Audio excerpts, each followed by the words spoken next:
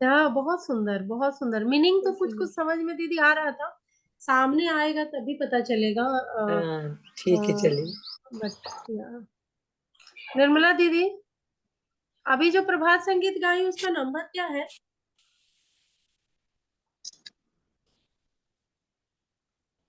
उन्हें सुनाई नहीं दे रहा है, शायद बाद में पूछेंगे दीदी। ठीक, सुमितो जी दीदी।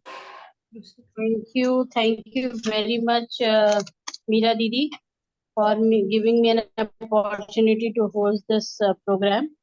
आज का जो हमारा प्रोग्राम है, अगेन मैं फिर से रिपीट करती हूँ, अप्लाइड साइड ऑफ प्राउड पर है। और हम लोग जो है कुछ दिनों से प्राउड की क्लासेस जब से की है, उसके बाद वर्ल्ड फोरम को और प्राउड के अप्लाइड साइड ऑफ प्राउड को पढ़ रहे हैं बैठ के। लास्ट टाइम भी हमने वेडनेसडे को एक क्लास रखी थी जिसमें हमने डिफरेंट वॉर के बारे में बात किया, वर्ल्ड पॉलिटिकल सिनेरियो के बारे में बात किया। तो उसी कड़ी में आज ये दूसरी क्लास है हमारी। अभी जो मैं आपसे बात करना चाह रही हूँ वो एक बहुत ही इम्पोर्टेंट इवेंट पर है, क्योंकि आज का हमारा टॉपिक भी करंट अफेयर्स पर है। तो अभी हम सभी ने विटनेस किया था 22 जनवरी को, राम आएंगे, राम आए हैं, राम मंदिर को रीएस्टैब्लिशमेंट, प्राण प्रतिष्ठा। और ये जो एक इस तरह से इस इवेंट को पॉलिटिकली सोशली इतना ज्यादा मूवमेंट मिला कि शायद पूरी की पूरी कंट्री इस राम के रंग में रंग गई। और जहां तक मेरे को लगता है ये मोर देन स्पिरिचुअल, ये थोड़ा सा रिचुअलिस्टिक, कल्चरल और पॉलिटिकल इवेंट ज्यादा था। शायद आप सबको कुछ और लगता हो, but this is my opinion personal. अब पॉइंट जो है वो राम मंदिर के ऊपर नहीं है, पॉइंट ये है कि राम मंदिर आया when Babri Masjid was demolished. Babri Masjid was constructed over the place of Ram Mandir. So पहले मंदिर था, फिर मस्जिद आई, मंदिर तोड़ के, फिर मस्जिद तोड़ के, फिर मंदिर आया। This is the sequence of event. और ये बात यहाँ राम मंदिर तक नहीं रुक रही है, ये इसके बाद ज्ञान वापी मस्जिद बनारस में भी आ रहा है इशू, कृष्ण जन्मभूमि मथुरा में भी आ रहा है, वहां मैंने पर्सनली भी देखा है, मैं उस जगह गई हूँ। एक जगह उन्होंने मस्जिद बना रखी है। तो किसी टाइम में कोई मंदिर था, उसको डिमोलिश करके मस्जिद बनी, अब मस्जिद को डिमोलिश करके फिर मंदिर बन रहा है। वी डोंट नो उसके बाद क्या होगा, से 25 साल, 50 साल, 100 साल बाद क्या होगा। तो प्राउड क्या कहता है, if suppose a building was there earlier, क्योंकि ये पूरे के पूरा एक स्टेक है हिंदूज का कि भाई हमारी जगह है। तो प्राउड क्या कहता है, कल्चरल वे से भी पूछा जाए अगर, कि अगर किसी की एक बिल्डिंग थी, दूसरे ने आके उसको तोड़ दिया और वापस फिर तीसरा आके कहता है नहीं मुझे मेरी जगह चाहिए, I make my own building, उससे जो सेंटिमेंट्स हैं एक के बहुत अच्छे जुड़ गए हैं और एक के बहुत ज्यादा टूट गए हैं। So what the proud says, ये एक इशू जो है सबसे पहले बर्निंग इशू है जो मैं उठाना चाहती हूँ। And then will come to another news, that is the international news. तो हमारे साथ बहुत लोग जुड़े हुए हैं, बाकी लोगों का मैं एक्सपीरियंस जानना चाहती हूँ कि राम मंदिर की जो हमारा 22 जनवरी को प्रोग्राम था, लोगों ने उसको किस तरह से देखा। इतना बड़े लेवल पे वो प्रोग्राम हुआ, तो उसको आप सभी लोग आमंत्रित हैं, प्लीज अपने अपने व्यूज जरूर दीजिए।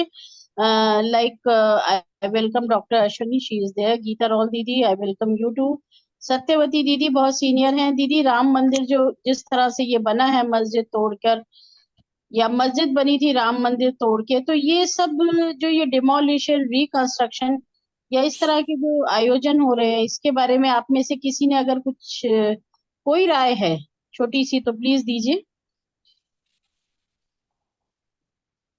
दीदी मैं बोलूं? जी जी बिल्कुल बिल्कुल। दीदी मेरा, नमस्कार दीदी, नमस्कार सबको, नमस्कार। नमस्कार दीदी, मैं सुनना चाहती हूँ मंजला दीदी का। बोलिए बोलिए बोलिए, बोलेंगे मीरा दीदी आप बोलिए, सब लोग दीदी। बोले। तो एक्चुअली मैं बताऊं, मैं तो पूरा दिन कुछ किसी और चीज में बिजी थी, मुझे ज्यादा इंटरेस्ट भी नहीं आ रहा था, मैं ट्रू बता रही हूँ। इसलिए नहीं कि मुझे राम नाम या राम की चीजों से इत्तेफाक रखना या नहीं रखना वो अलग बात है, लेकिन जो एजेंडा जिस तरीके से तैयार किया जा रहा था, मैं उससे इत्तेफाक नहीं करती। रीजन है कि समय आपने जो चूज किया है, कहीं ना कहीं पॉलिटिकल, ये मेरा विजन है, मैं नहीं कह रही हूँ कि हर कोई इसको माने। मुझे ये दिख रहा है कि पॉलिटिकल एजेंडा है। भगवान को भी आप पॉलिटिकली यूज कर रहे हैं, this is not good in future. मुझे लगता है फ्यूचर अगर हमारे नेता ऐसे करने लगे तो इसको आप 2 साल पहले, 1 साल पहले भी बना सकते थे, 2 साल पहले भी बना सकते थे, लेकिन इसी समय बनाने का टाइम, क्योंकि 24 में इलेक्शन आ रहा है, तो ये जरूर माइंड में होगा और डेफिनेटली हिंदू सेंटीमेंट तो इसमें हावी होगा ही। अगर आप बात करें कि राम भक्ति की लहर, मैं नहीं मानती, एक दिन में भक्ति नहीं जगती है। इसलिए नहीं मैं मानती कि 90% लोग जो वहां इकट्ठा हुए हैं सिर्फ भावुक है, वन डे सेंटिमेंट है, नेक्स्ट डे वो भूल जाएंगे। क्या राम नहीं थे? इससे पहले राम नहीं थे? बिल्कुल थे। राम क्या है? राम एक बिहेवियर है, एक आचरण है। भाई के साथ कैसे व्यवहार, क्या आप वैसा आचरण कर रहे हैं? क्या आपकी व्यवहार वैसी है? परिवार में को जोड़ने की कैपेसिटी राम जो पूरी, अगर आप रामचरितमानस को समझे तो उसमें व्याख्या एक भक्त की गई है, समर्पण। मुझे नहीं पता कि वो भगवान है कि नहीं, मैं समर्पित हूँ। हनुमान, अगर आपको भगवान के प्रति मेरी आस्था है इन पे, मैं इसके सिवा किसी और को मैं नहीं जानती। ऐसे भक्त होने के लिए बताया गया। पिता कैसा हो, पुत्र कैसा हो, माता कैसा हो, राजा कैसा हो, इतना सुंदर उसका रचना किया गया है। क्या इस पर किसी ने ध्यान दिया? क्या कभी चर्चा हो रहा है? मंदिर बना दिया गया, लेकिन बहुत, हमारे इंडिया का आर्किटेक्चर बहुत सुंदर है, हमारी कलाकृतियों की कोई मुकाबला नहीं है। इसकी खूबसूरती को डिस्ट्रॉय कर दिया जाएगा वहां पे। आप अगर इसको रखा जाए इस तरीके से कि वो एक धरोहर हो और लोग जाएं और दर्शन देखें, दर्शन का मतलब समझे कि देखे उसकी खूबसूरती, उसकी कला की ब्यूटी, और उसको गंदगी नहीं फैलाया जाए तो वो कितना सुंदर लगेगा। अगर किया भी गया है, डेवलपमेंट भी, विकास हुआ है, तो मैं इसको चलिए पॉजिटिव वे में ले भी लूं, लेकिन उसको उस तरीके से रहने नहीं दिया जाएगा इन फ्यूचर। आप अगर कृष्ण जन्मभूमि को देखिए, इतना सुंदर है मथुरा, लेकिन उस वहां गंदगी का खान कर दिया गया है, आपको घबराहट होने लगेगा। उसकी खूबसूरती कहीं ना कहीं डिस्ट्रॉय कर दी गई है भक्ति के नाम पे। भक्ति के नाम पे आप तो कर्म कांड भी मनुष्य नहीं ठीक से करते हैं। साधना और समर्पण तो बहुत दूर की बात है, कर्म कांड भी अधूरा करते हैं। अगर पूरी तरह से वैदिक भी आप कितने लोगों से आप खड़ा करके पूछ लीजिए कि क्या आपको वैदिक मंत्र याद है, कोई नहीं बता पाएगा। तो मेरा तो ये व्यू है कि कोई भक्ति अगर जग जाए तो बड़ी अच्छी बात है, और मैं कल्पना करूंगी, मैं सोचूंगी कि भगवान करे कि ऐसा हो कि भक्ति का युग चल पड़े और लोगों के मन में जागृत हो जाए, और अगर इस एक मंदिर बनने से वो भावना जागृत हो जाती तो बहुत अच्छी बात है। लेकिन इतना आसान नहीं है। जब तक आप डॉगमेटिक भावना से बाहर नहीं निकलेंगे, भक्ति आएगी ही नहीं। भय की आप पूजा कर सकते हैं, क्षणिक आप भगवान को याद कर सकते हैं, लेकिन लॉन्ग टर्म में वो नहीं रहेगा, ये मेरा मानना है।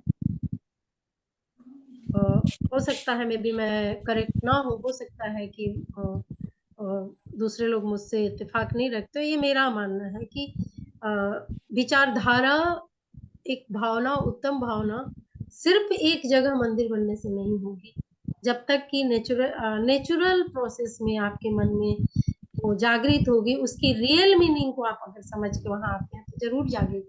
लेकिन अगर आप मीनिंग को बिना समझे सिर्फ वो खूबसूरत चीजों से आकर्षित हुए हैं तो वो टेम्पररी आकर्षण है। जी दीदी, जी जी जी, बिल्कुल सही है दीदी। मैं आपके विचारों से पूरा इत्तेफाक रखती हूँ कि ये एक तरह से पॉलिटिकल मूवमेंट ज्यादा था और लोगों के सेंटीमेंट जरूर कनेक्ट हुए हैं, बट अगेन एक ही दिन की भक्ति की अगर थी वहां पर तो पॉलिटिकल मूवमेंट था। और अब हमारा जो प्राउड का क्वेश्चन है वो $1 मिलियन क्वेश्चन है कि इस तरह की अगर हमारी सपोज आज प्राउड की सरकार है एंड सपोज इतनी सारी जगह हमें पता चलता है कि किसी जगह वहां कभी मंदिर था और उसके बाद मस्जिद बनाई गई, और तो प्राउड क्या कहता है, do proud support this kind of thing? Yes. दीदी, प्राउड अगर किसी के सेंटिमेंट के साथ प्राउड का कोई इसमें मुझे ऐसा लगता है कि उसको किसी के सेंटिमेंट को छेड़ना, टच करना प्राउड नहीं बोलता है। प्राउड हर किसी के सेंटिमेंट को लेकर के चलना चाहता है। लेकिन अब अगर पॉलिटिकल एजेंडा जब प्राउड होगी तो ऐसी वातावरण ही नहीं होगी कि हम किसी चीज को तोड़ें और फिर बनाएं, या तो आप बना है तो उसको नहीं तोड़ेंगे, और जो बन चुका है तो उसको किस तरीके से डिसॉल्व करेंगे उसका एक तरीका सोचना पड़ेगा। मेरी जितनी जानकारी है कि चीजों को बदल आप नफरत से चीजों को आप नहीं आगे लेकर के जा सकते हैं। प्यार की भावना होनी चाहिए और नफरत से नफरत ही पनपेगा,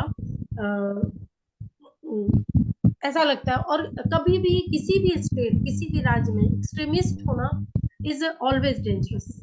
अगर आज उनके साथ अटैक हो रहा है तो कल हम पर भी अटैक हो सकता है, क्योंकि हम मानते हैं कि हम सही हैं। कौन मानता है कि आप रियली प्रॉपर आप जो साधना कर रहे हैं, जो कर रहे हैं, वो आपकी भक्ति कहेंगे कि आप समाज में एक रॉन्ग परसेप्शन के साथ चल रहे हो, और आप जो हमारी जो सदियों से की पुरानी परंपरा को आप डिस्ट्रॉय कर रहे हो, समाज को आप विकृत कर रहे हो, तो ये क्या हम पर अटैक नहीं होगा?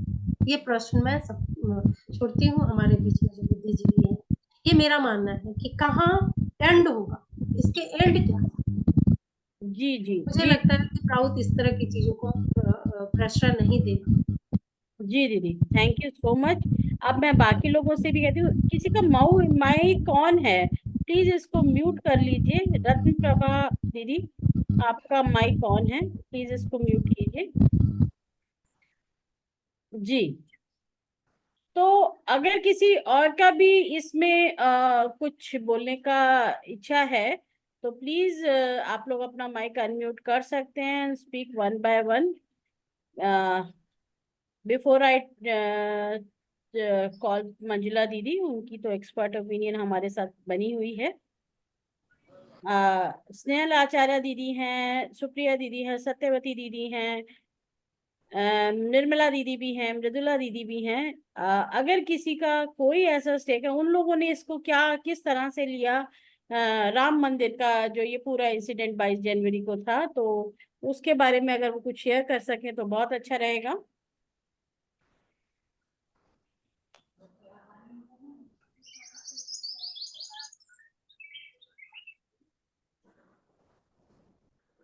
नमस्कार दीदी।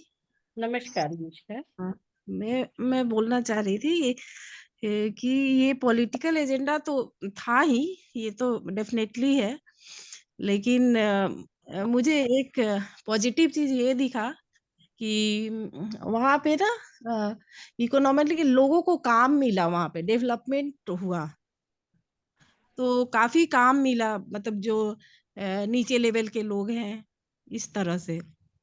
तो मतलब अर्थव्यवस्था थोड़ा अपने देश का बढ़ रहा है, इस तरह से मैं ले रही हूँ।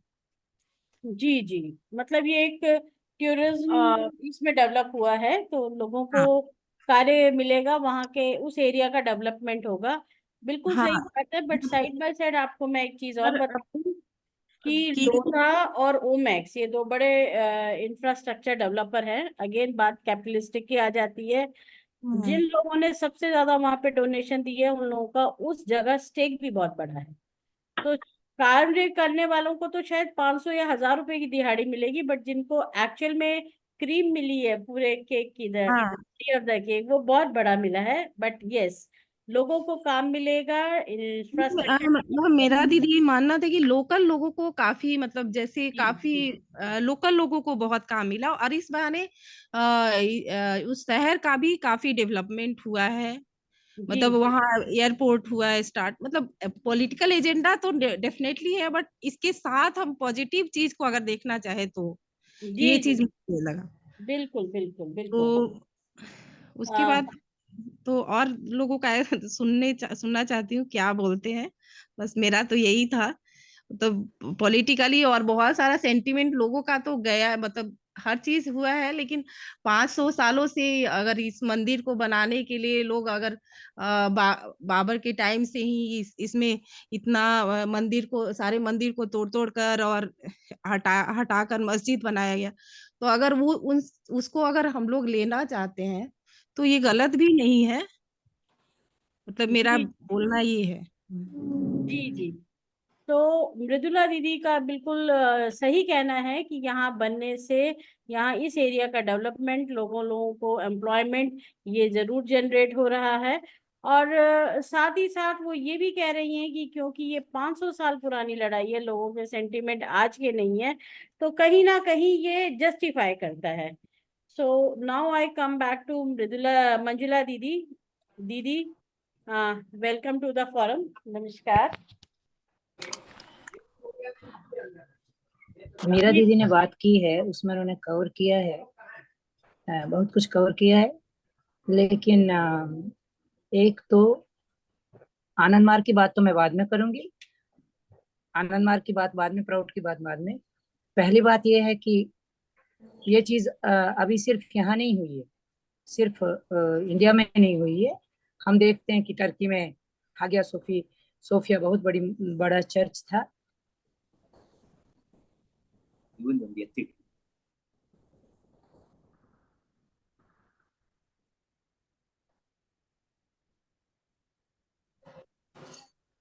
ये तो जब भी कभी पैगनिज्म जब था पहले, एक हम लोग बहुत बार पढ़े हुए हैं कि एक ह्यूमैनिटी का एक एवोल्यूशन है, रिलीजन का भी एक एवोल्यूशन है। सोशियोलॉजी आप पढ़ेंगी तो कॉम्टे के टाइम से, उससे पहले के टाइम से, जब नेचर वर्शिप शुरू हुई, फिर उसके बाद हमारा मोनोथियज्म आया, या ड्यूल पैगनिज्म था। ये सारी चीजें एक सोशल एवोल्यूशन से आती हैं। लेकिन उसके बाद क्या होता है कि कोई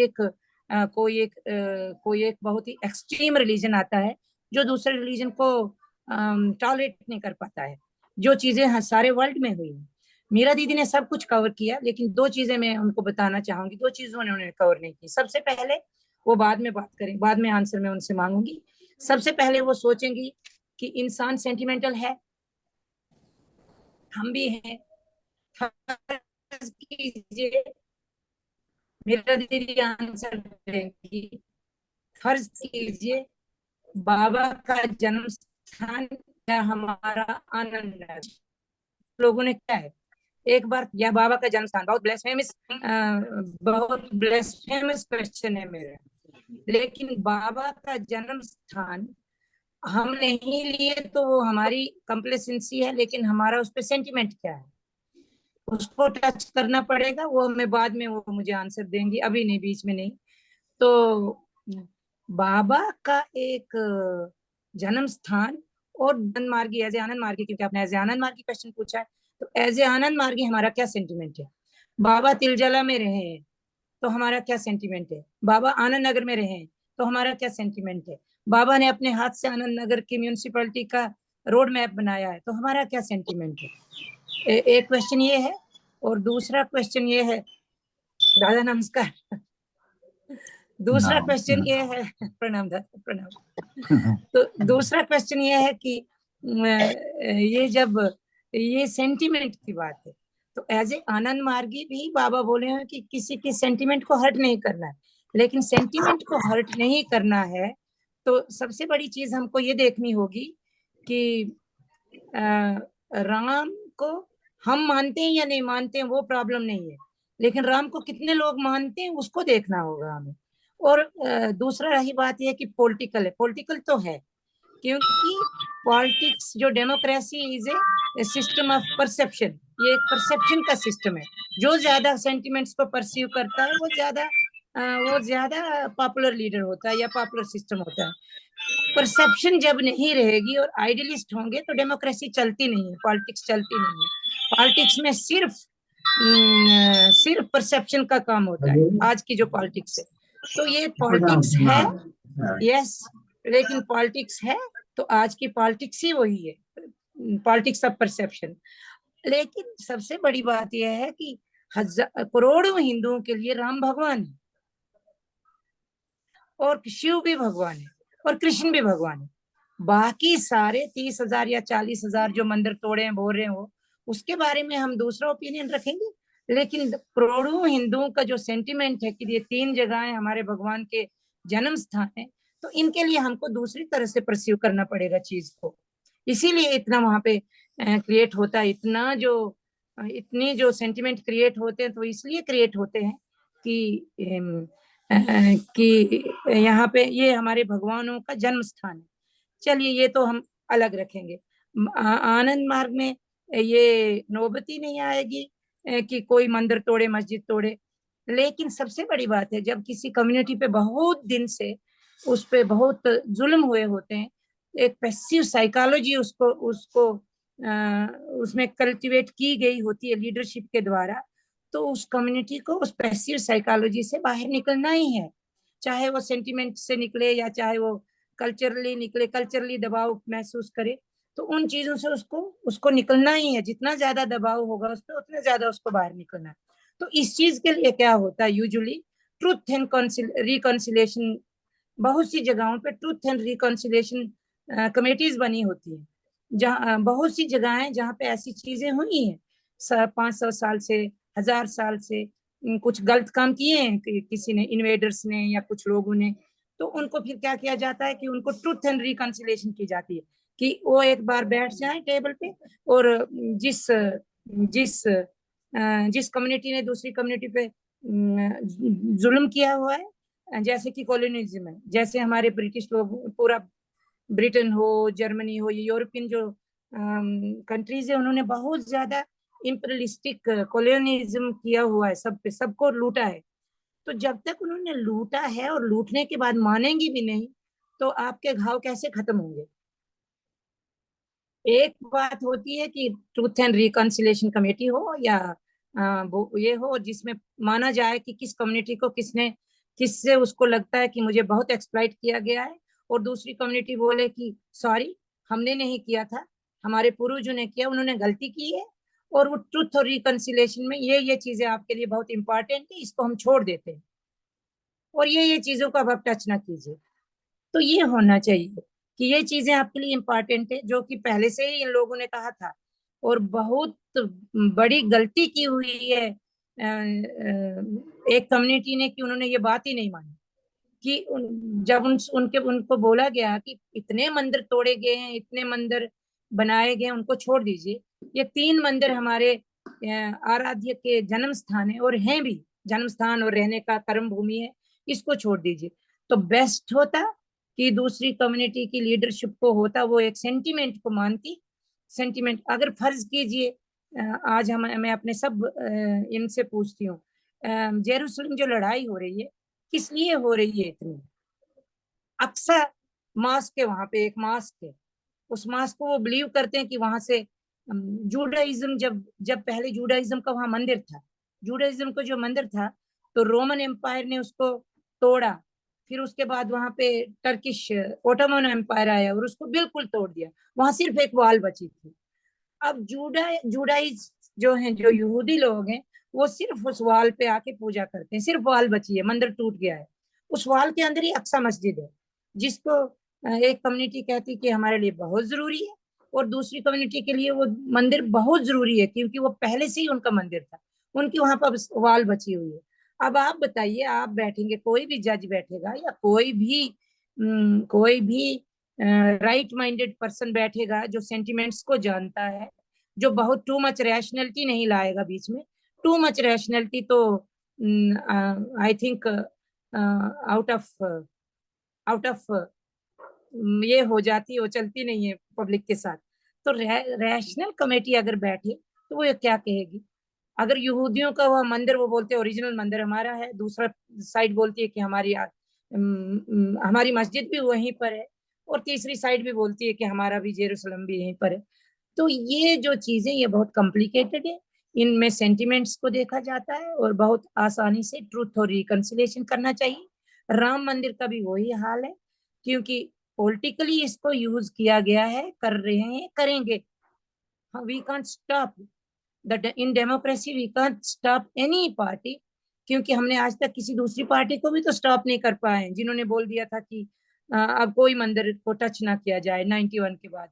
बेटर तो होता कि उस टाइम पे बोलते कि बैठिए एक दूसरे के साथ और बात कीजिए, 3 मंदिर छोड़ दीजिए, बाकी को छोड़ दीजिए, बाकी पे बात मत कीजिए, लेकिन वो हुआ नहीं। और अब सेंटिमेंट इतना हुआ है कि उस सेंटिमेंट को फिर भुनाना तो है ही। चलिए, ये बात हुई। एक दूसरी बात हुई कि हम लोग यूरोप, जो भी आप में से जितने भी लोग यूरोप घूमे होंगे, ऑस्ट्रिया गए होंगे, स्विट्जरलैंड गए होंगे, कहीं भी गए होंगे, तो उन लोगों की पूरी इंडस्ट्री टूरिज्म है। अब जब तक हम लोग आनंद मार्गी लोग आके स्पिरिचुअलिटी को, रियल स्पिरिचुअलिटी को एस्टेब्लिश नहीं करते हैं, तो तब तक इंडिया पायनियर क्यों है स्पिरिचुअलिटी का? स्पिरिचुअलिटी तो एक है ही है इंडिया की, जिसकी ओर सारी दुनिया देखती है, लेकिन उसके साथ स्पिरिचुअलिटी बिगड़ी, बनी या कुछ भी हो, वो खराब हो गई हो, लेकिन मंदिरों के साथ जुड़ गई। जितने भी हैं, जो भी, चाहे वो पतंजलि हो, चाहे योगाचार्य हो, उन्होंने अपने मंदिर बना लिए हैं, अब मंदिरों के साथ जुड़ गए हैं वो। तो अगर टूरिज्म करके, अगर जैसे कि पूरी यूरोप की, आधे यूरोप की जो आप जाएंगी, ऑस्ट्रिया में देखेंगे वहां कुछ भी नहीं है सिवाय ब्यूटी के। स्विट्जरलैंड में जाइए, देखने का कुछ भी नहीं है सिवाय पहाड़ हैं, ब्यूटी है। उसके लिए वो लोग करोड़ों करोड़ों, हम तो लोग जब वहां घूमने जाते हैं, या कोई भी, मैं तो गई हूँ थोड़ी सी कभी बच्चों के पास, वैसे तो कौन घूमने जाता है, हम नहीं जा सकते, लेकिन अगर गई हूँ तो मेरे मन में हमेशा यही आया है कि हमारे पास कितनी पुरानी हेरिटेज बिल्डिंग्स हैं, मंदिर हैं, उनको क्यों ना इतना ज्यादा टूरिस्ट स्पॉट बनाया जाए। तो टूरिस्ट स्पॉट कैसे बनाया जा सकता है? उसको उसको वैसे ही बनाया जाता है कि उसकी साफ सफाई की जाए, उसको जोड़ा जाए, उसको रेल से जोड़ा जाए, उसको एयरपोर्ट से जोड़ा जाए, और उसको लोगों को आने के लिए एनकरेज किया जाए। तो वहाँ का पूरा, जैसे कि आज हम देखते हैं कि एक अयोध्या मंदिर के आने से यूपी के यूपी की गवर्नमेंट का 8%, वो बोल रहे थे 8%, लेकिन कुछ लोग बोल रहे थे कि 8 से ज्यादा 10 to 15 भी है, अगर लोकल इकोनॉमी को छोड़े। 8% जीडीपी में जंप आने वाला यूपी सरकार का। इसका मतलब है यूपी की सरकार और ट्रस्ट का क्या सिस्टम है, शायद टैक्स देते हैं या कुछ पैसा भी वो गवर्नमेंट को जाएगा या कुछ भी है। 8% जंप हो गया है एकदम यूपी की स्टेट का। और वहाँ के जो लोकल है वो बहुत खुश इसलिए भी हैं कि वहाँ लोकल, उन लोगों की घंटियां, उन लोगों की मूर्तियां, विग्रह, ये सारी चीजें बिकेंगी।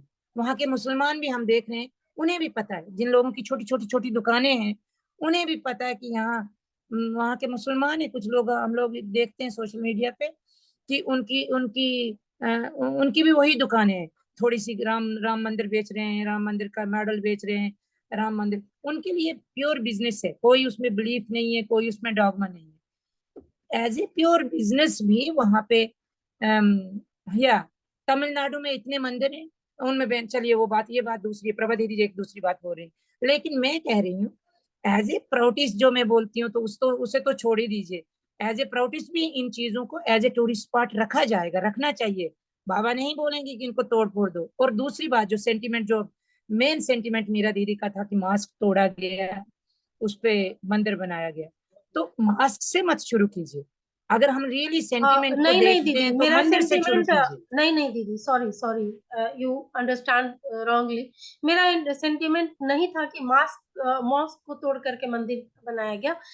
मेरा कहना था कि ये सीरीज ऑफ चीजें को जो किया जाएगा डिस्ट्रॉय करके, एंड उस पैसे को, फंड को अगर हम डेवलपमेंट में यूज करें, तो अब जैसे कि मान लीजिए कि अब आज ये सरकार है, इन्होंने तोड़ा, अब कल दूसरे सरकार आएंगे, कहेंगे कि ये जो अब जैसे दिल्ली में मैं बता रही हूँ कि बहुत और कुछ किया जा सकता था। अब जैसे कि कुछ प्लेस है जहाँ पर कि न्यू कंस्ट्रक्शन और न्यू तोड़-फोड़ करके किया गया, तो वो उसके जगह पे आप न्यू डेवलपमेंट और कर देते तो शायद और भी सुंदर किया जा सकता था, रादर देन कि आप एक तैयार बहुत सुंदर मॉडल को तोड़ करके और एक नया तैयार करें, मेरा वो कहना था।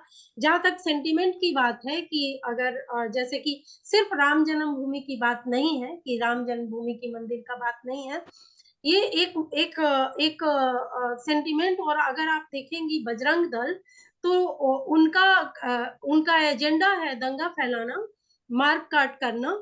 अगर आप उनको कोई लेना देना नहीं है राम से, राम मंदिर से, किसी चीज से, लेकिन खून खराबा फैलाना, जैसे कि तालिबानी तो लोगों का काम था कि मारना काटना। और अगर तुमको देख लिए, अगर तुम मंदिर क्रिश्चियन में जाते देख लिए, चर्च में जाते देख लिए तो मारा जाएगा, या फिर मंदिर में मस्जिद यहाँ पे ये करते हुए देखा तो मारा जाएगा, जैसे कि तालिबानी करते हैं। जैसे कि इस्लाम जो क्या है वो मुजाहिदीन या जो करते हैं जिस तरह का हरकत, तो हमारे में ये कल्चर नहीं था जो आ रहा है।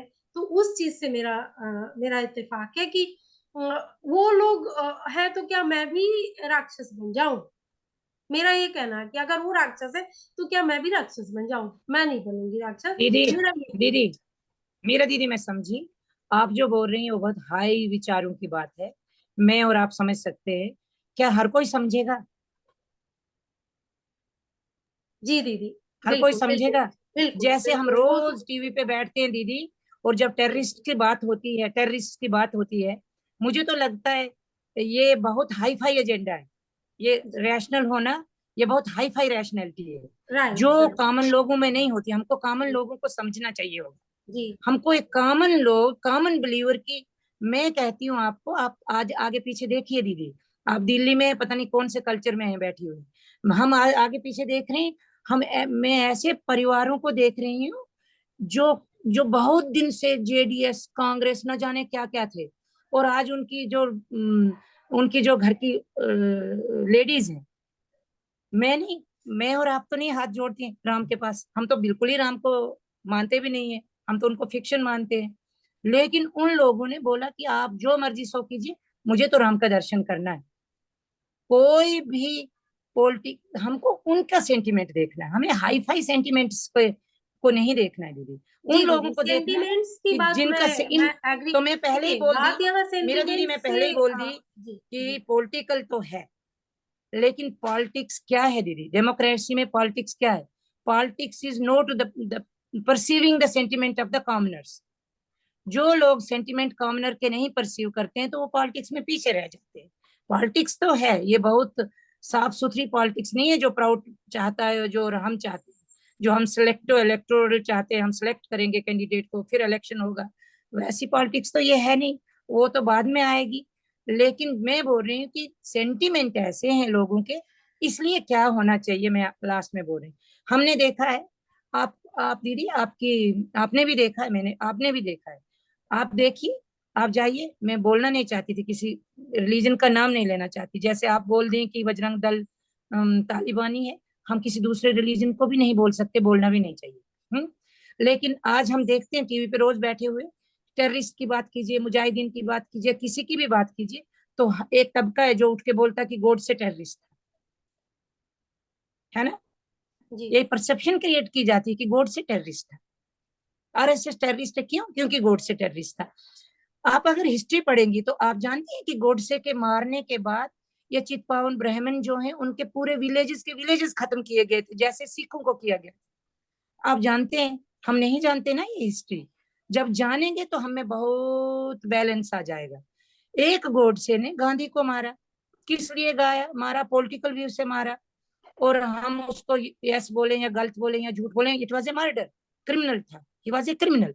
उसको हम क्राइम बोल सकते हैं, उसको नहीं करना चाहिए था। लेकिन क्या पूरे चितपावन ब्राह्मणों की गलती थी कि उनके विलेजेस को काट दिया गया? कितने लोग जानते हैं? जब ये जानेंगे तो वो मुजाहिदीन, वो लोग जो हमारे टीवी पे आज बैठते हैं, और जिन्होंने काम ही ये किया है, जैसे कि आपके हैदराबाद के वो हैं, जिनके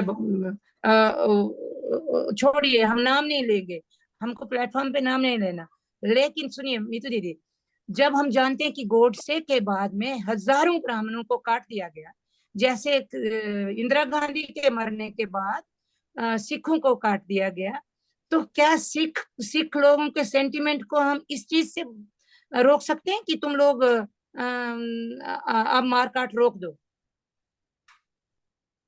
सेंटिमेंट है। कश्मीरी पंडितों को जब कश्मीर से घरों से निकाल दिया गया, तो क्या हम कश्मीरी पंडितों को बोल सकते हैं कि तुम लोग बात भी ना करो, तुम लोग वापस जाने का नाम ना लो?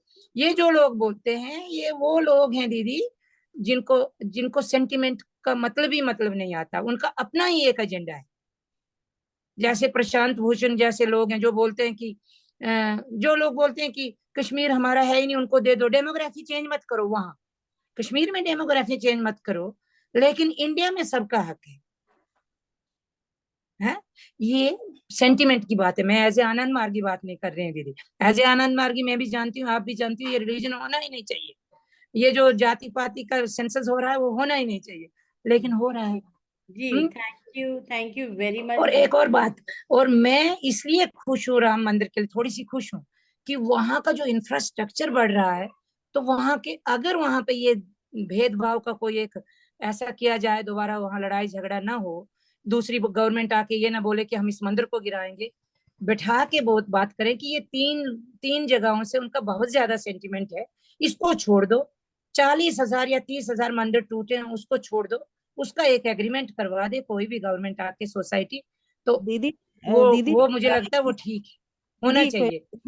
मेरा ये क्वेश्चन है कि अगर दूसरा गवर्नमेंट भी आता है तो ये चीज कभी भी ये नहीं हो सकता है कि ये मंदिर, क्योंकि इतने लोगों का सेंटिमेंट इसके साथ सेंटिमेंट है, देखिए हमको, देखिए बिल्कुल ही दीदी, बाबा नहीं बोले हो हुए हैं कि सकता। अगर मेजॉरिटी सेंटिमेंट है तो प्रकृति भी चेंज करती है अपने अपने बिल्कुल रूल को। दीदी, और सबसे बड़ी बात है कि वहाँ का इंफ्रास्ट्रक्चर इतना अच्छा हुआ है, वहाँ के लोकल लोगों को इतना काम मिला, तो हम इसको पॉजिटिव वे में भी ले सकते हैं। पॉजिटिव में सबसे ले सकते हैं, अब उसमें लड़ाई झगड़ा नहीं होना चाहिए पॉलिटिकल, नहीं, इसमें एक और बार हो नहीं, गया।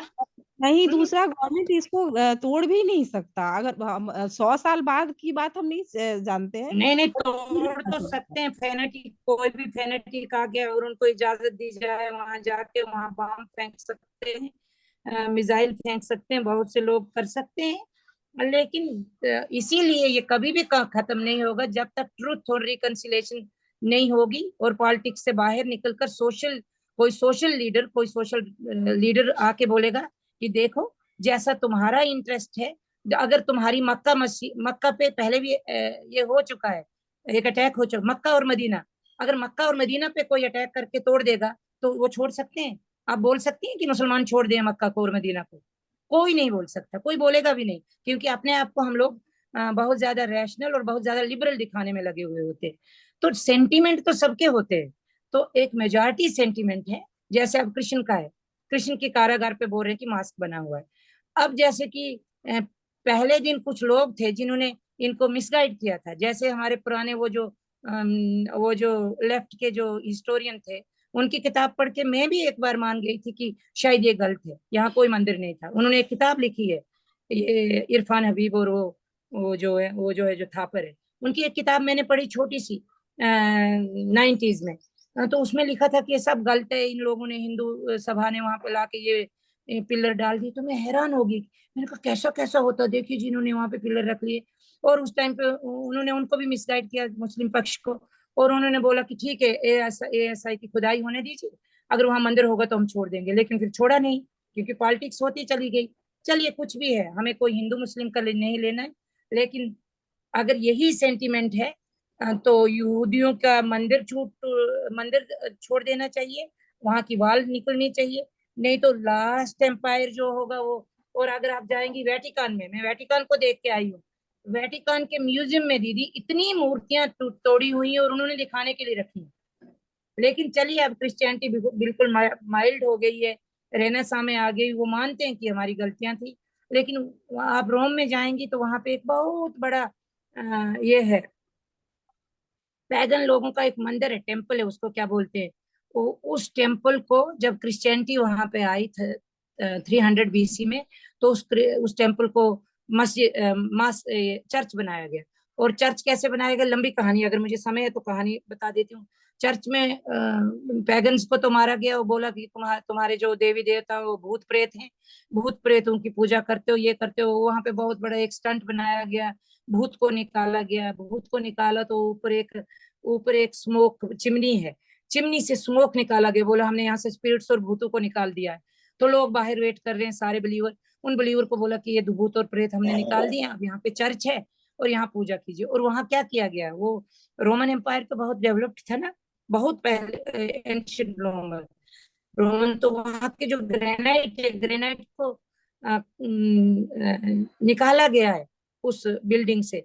और वहां का जो चर्च बना हुआ है, जो वेटिकन का सेंट जॉन का चर्च है, उसमें लगाए गए हैं वो ग्रेनाइट। लेकिन वहां की सोसाइटी फिर भी ऐसी है कि उन्होंने उस जगह को रखा है। आज जो रैशनल लोग आए हुए हैं तो उन्होंने 30 टूरिस्ट को दिखा, चर्च ही है अभी भी वहाँ चर्च, क्योंकि वहां तो जो जिन पैगन का वो मंदिर तोड़ा गया है तो वो रहे ही नहीं, वहां वो खत्म है। वहां दूसरा धर्म रहा ही नहीं, तो सेंटिमेंट कौन करेगा उसको फिर दोबारा अपना मंदिर बनाने के लिए। तो उसका क्या है कि उनको बोला गया है कि चर्च को वहां पे असेंबली होती है, सारे टूरिस्ट लोग देखते हैं, हम लोग अंदर जाते हैं, बाहर देख जाते हैं, सब देखते हैं। लेकिन चर्च का जब असेंबली का टाइम होता है तो वो दरवाजे बंद करते हैं और अंदर अपनी असेंबली, अपनी पूजा करते हैं और फिर खोल देते हैं वो टूरिस्ट के लिए। तो ऐसी चीजें बहुत जगह पे हुई हैं, क्योंकि यूरोप में वो लोग रहे, क्योंकि क्रिश्चियनिटी और इस्लाम ने, ये जो अब्राहम के रिलीजन है, इन्होंने दूसरे रिलीजन को रखा ही नहीं है। तो वहां पे दूसरे रिलीजन का सेंटिमेंट अगर होगा भी तो कहीं एक मुट्ठी भर लोग होंगे, जैसे यजीदी हैं, ध्रुव्स हैं, वो एक एक मुट्ठी भर लोग हैं। उनके सेंटिमेंट को कौन देखता है मेजॉरिटी में। लेकिन जहां लोग ज्यादा है, मेजॉरिटी है, ये पहली कंट्री होगी जहां पे मेजॉरिटी है और उसके सेंटिमेंट को नहीं माना जाता। तो मेजॉरिटी का सेंटिमेंट तो प्रकृति भी सुनती है। तो इसलिए हम लोगों को इतना रैशनल भी नहीं हम बन सकते हैं। हाँ, पॉलिटिकल टाइमिंग्स पे हम बात कर सकते हैं कि टाइमिंग्स तो है, परसीव करने के लिए उन्होंने खोल दिया, टाइम है। वो दूसरी पार्टी कुछ और करती, नहीं होना चाहिए, होता है विकास पे और उनके काम पे होना चाहिए। इलेक्शन नहीं हो रहा है, सेंटिमेंट्स पे हो रहा है, तो ठीक है। मैं अगर फिर मुझे फिर समय मिलेगा तो बात करूंगी, लेकिन प्रद्युमन दादा आए हुए हैं, उनका सुनते हैं, सभी लोग उनसे सुनते हैं। तो अब मैं प्रद्युमन दादा को इनवाइट करने से पहले, जो 2 मैसेजेस हमें प्रभा अग्रवाल दीदी ने लिखे बहुत अच्छे हैं। In Tamil Nadu there has been a ban on temple used for tourism. तो वहां जो है उसको प्योरली उन्होंने पूजा के लिए रखा है। Non Hindus will not be allowed वो इन द दीदी, वो आज मैंने न्यूज देखी, वो हाई कोर्ट, वहां के हाई कोर्ट ने बोला है, वहां एक कोई टेम्पल है जहाँ टूरिज्म तो था, लेकिन वहां जाके कुछ लोग जा रहे थे और उसने लिखा है, कोर्ट की वो वर्डिक्ट आया है कि वहां जाके क्यों, अगर अगर कुछ लोगों का बिलीफ है कि हमारे टेम्पल में मांस मछली नहीं खाना चाहिए, वेजिटेरियन फूड होगा, तो वहां नॉन बिलीवर जाके क्यों जाएंगे, टूरिस्ट स्पॉट क्यों बनाएंगे जबकि उनका टूरिस्ट स्पॉट नहीं होता। इसमें भी सेंटिमेंट मुझे दिखता है कि सेंटिमेंट ठीक ही है। अगर एक रिलीजन बोलता है कि हमारे तो अंदर आनंद मत नगर आइए में भी, नॉन बिलीवर, आनंद नगर में और भी ये चीज दूसरे लागू वहां हो जाके गई। बोलेंगे कि हम यहाँ आएंगे, टूरिज्म करेंगे, हाँ यहाँ मीट मछली खाएंगे, तो ये भी सेंटिमेंट, ये भी हाई कोर्ट का डिसीजन हुआ है आज। और मुझे मेरे ख्याल से ये सेंटिमेंट ही ठीक है। हम आनंद नगर में भी हम लोग पसंद नहीं करते हैं कि हम भी पसंद नहीं करते, हमें हाँ, इतना ये दुख होता है इस दीदी, तरह से करें। आनंद नगर में हमें इतना दुख होता है जब हम वहां पे पुलिस देखते हैं और सिगरेट पी रहे होते हैं। क्या दुख नहीं होता? अगर किसी को नहीं होता तो वो बोले कि ठीक है, वहां पुलिस आ रही है, सिगरेट पी रही है, शराब पी रही है।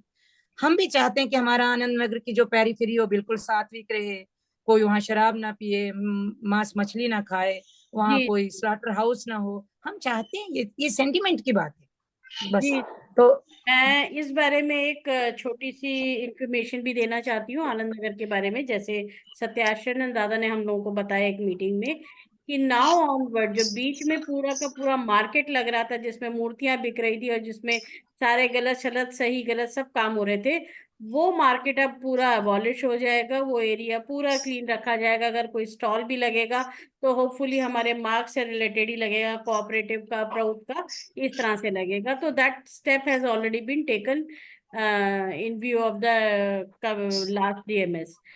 दूसरा है Babur had wantedly destroyed the temples, बिल्कुल सही कहा दीदी आपने, and built mosque to show might and specially for the conversion, बिल्कुल सही है। उस टाइम में कन्वर्जन भी बहुत हुए थे, तो कन्वर्जन को इंक्रीज करने के लिए ही के लिए भी उन्होंने मॉस्क बनाए और मंदिर तोड़े, ये सब लोगों को पता है। तो और बिफोर, दीदी एक एक एक हिस्टोरिक फैक्ट जोड़ना चाहूंगी, मैं बीच में आ रही हूँ। मैंने अच्छे एक हिस्टोरिकल पर्सन से एक और बात सुनी, आपने भी देखी होगी, कि ये जो बाबरी था, तो ये बाबर के नाम पे भी मस्जिद नहीं थी। ये बाबरी कोई लड़का था जो बाबर का बॉयफ्रेंड था, उसके नाम पे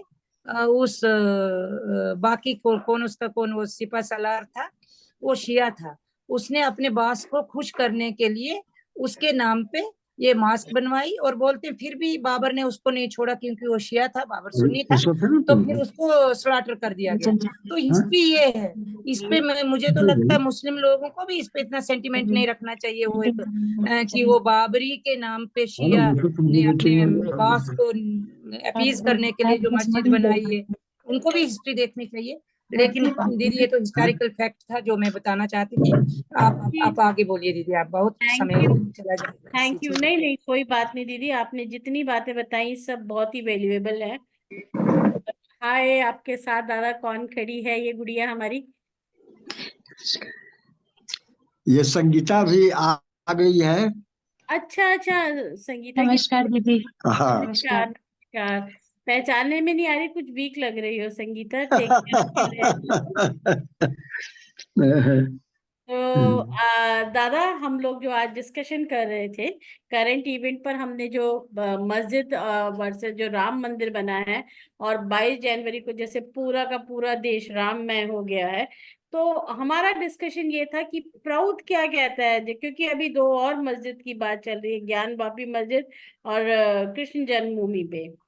तो ये जो इस तरह का हो रहा है कि कंस्ट्रक्शन, पहले राम मंदिर वहां था, फिर उसको तोड़ा गया, फिर बाबरी मस्जिद आई, फिर उसको तोड़ा गया, अब राम मंदिर आया। सिमिलरली जहां पर काशी विश्वनाथ का मंदिर है, वहां पहले मंदिर था, उसका एक पोर्शन तोड़ के मस्जिद बना दी, और यही बात कहानी जन्मभूमि की है।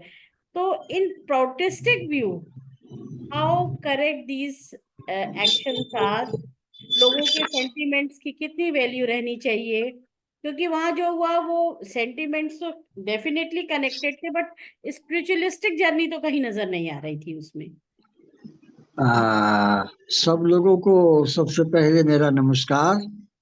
और काफी दिन के बाद तुम लोगों से मिलना हो रहा है, और फिर इस नए फोन पर हमको थोड़ी सी अड़चन आ रही थी।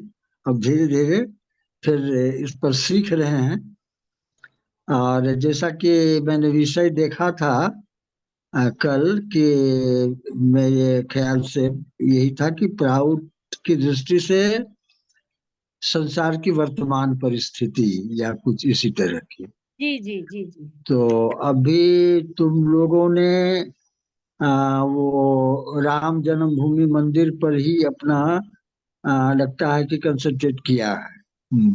लेकिन मैंने समझा कि शायद व्यापक स्तर पर जो संसार की परिस्थिति है, जियो पॉलिटिकल हो, इकोनॉमिक हो, कल्चरल हो, इन सारी बातों का समावेश करके वर्तमान परिस्थिति के समक्ष जो चुनौती है, और प्राउड के लिए वह कितनी बड़ी चुनौती है, इस पर शायद विचार गोष्ठी होगी या इस पर चर्चा होगी। जी लेकिन अभी जैसा मैंने मंजुला से सुना, और बहुत अच्छी तरह से मंजुला ने इस पर प्रकाश डाला, कि राम जन्मभूमि को लेकर जो एक इसे मैं कह सकता हूँ कि एक नई चेतना भारत में पैदा हुई है। और इसको यह भी कह सकते हैं कि एक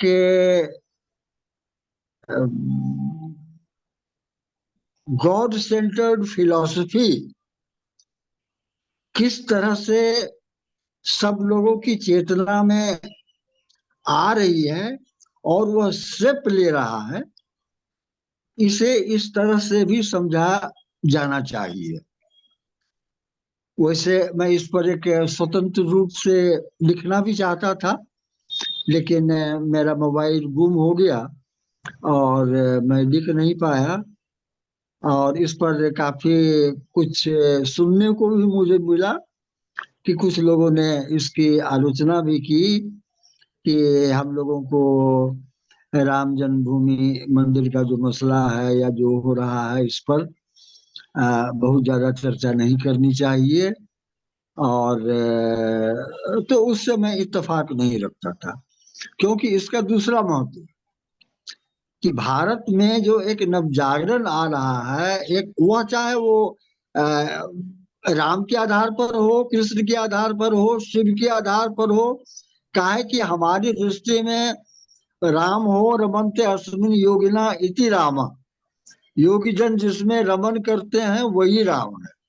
तो हमें राम का यह आध्यात्मिक अर्थ जो है इसे ही समझना चाहिए और इसी की दृष्टि से उस पर विचार भी किया जाना चाहिए कि राम के नाम के कारण भारतीय समाज पर व्यापक रूप में उसका क्या प्रभाव पड़ा। जी तो आज की चर्चा मेरा ख्याल है कि यही है। तो इस पर मुझे यह कहने में कोई संकोच नहीं है कि इसका एक बड़ा व्यापक असर पड़ा है भारतीय मानसिकता पर। जी हालांकि इसे राजनीतिक रूप से भुनाने की भी कोशिश की जा रही है और लोग भुनाएंगे भी, हम इसे रोक भी नहीं सकते हैं। लेकिन इसके अतिरिक्त हमको यह मानना पड़ेगा कि इसने भारतीय जनमानस को पूरी तरह झकझोर दिया और लोग किसी न किसी रूप में बाध्य हैं कि हम राम का जो वह परम पुरुष वाला अस्तित्व है, मैं ऐतिहासिक दृष्टि से राम के विषय में नहीं बोल रहा हूँ कि राम हुए थे अथवा न हुए थे।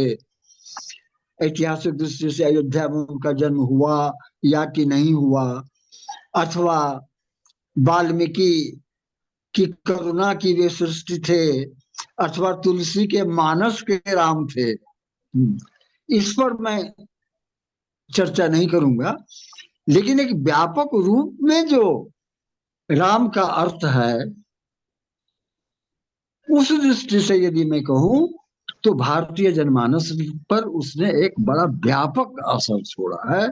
और केवल भारत ही क्यों, पूरी दुनिया में जो भारत अथवा इंडोलॉजी से संबंध रखने वाले लोग हैं उन सब पर एक व्यापक असर छोड़ा है। और यह मामूली बात नहीं है कि यह विचार जो है, यह भावना जो है, यह जागरूकता जो है पूरे संसार में एक नए सिरे से एक शेप ले रहा है, एक आकार ग्रहण कर रहा है। और जागरण का, नव जागरण का मैं इसे कह सकता हूं कि यह भारतीय मानस का एक तरह से नव जागरण है कि जो लोग कल तक कोट पैंट टाई पहनकर मंदिर की तरफ झांकते नहीं थे, राम का नाम अथवा श्याम का नाम लेने में जिन्हें थोड़ा संकोच होता था, वे लोग गले में दुपट्टा बांधकर जाके अयोध्या में सिर नवा रहे।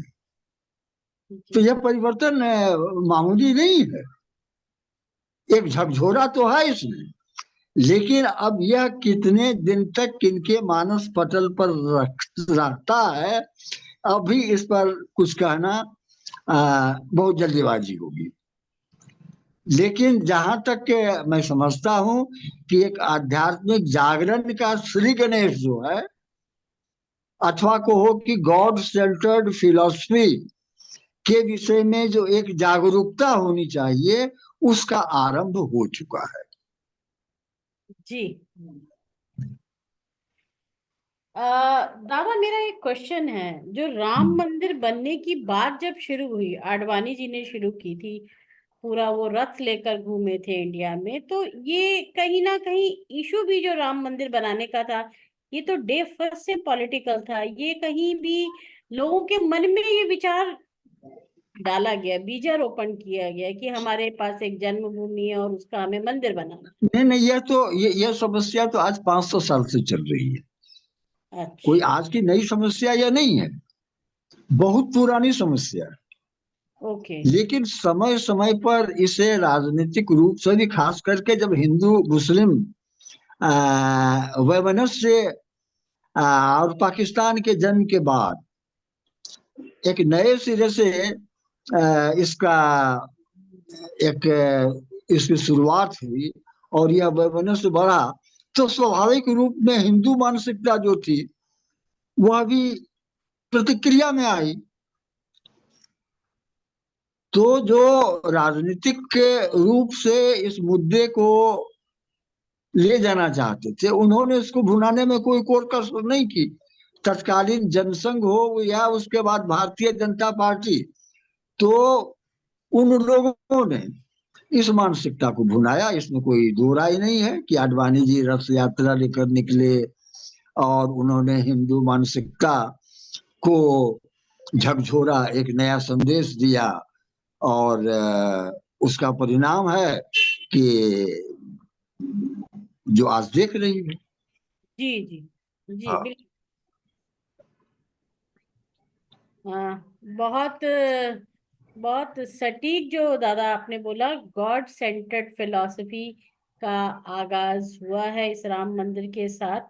तो बहुत सुंदर शब्दों में दादा आपने बताया, सेंटीमेंट अपनी जगह है और साथ ही साथ हमारा God centred philosophy road map थोड़ा सा बना है लोगों के मन में, जो है स्पिरिचुअलिस्टिक के बारे में बात करने लगे हैं लोग। मंजुला दीदी जी इसमें मैं बोलना एक चाहती पॉइंट दादा ने बहुत अच्छी तरह से बोला, जो कि मैं फील कर रही थी, लेकिन मैंने बहुत सी चीजें ली। तो एक तो सारी मानसिकता को झकझोर दिया है, एक मेजॉरिटी को झकझोर दिया है। ये तो बहुत असर तो बहुत रूट तक हुआ है, और इसी असर से दादा बोले कि गॉड सेंटर्ड फिलॉसफी की ओर लोग जाएंगे। मुझे लग रहा था, मुझे इसमें एक पॉजिटिव एक और चीज लगती है दीदी। हम लोग बहुत दिनों से बॉलीवुड के गाने सुन रहे थे।